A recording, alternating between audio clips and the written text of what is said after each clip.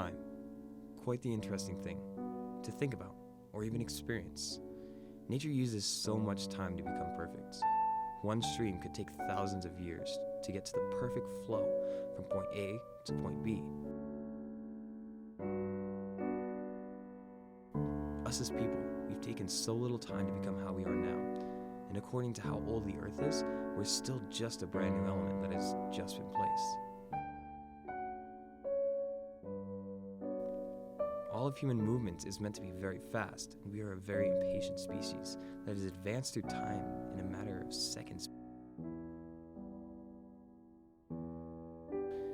Now, we have cell phones that can send paragraphs of information all the way across the world in a matter of seconds. We can call each other in another country or state with no problems. We built buildings in a matter of a few weeks.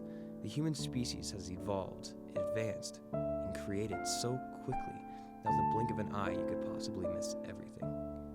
Maybe we need to learn how to slow down, become like nature, and enjoy the time that we have. That time that we can use to make ourselves the best person that we possibly could.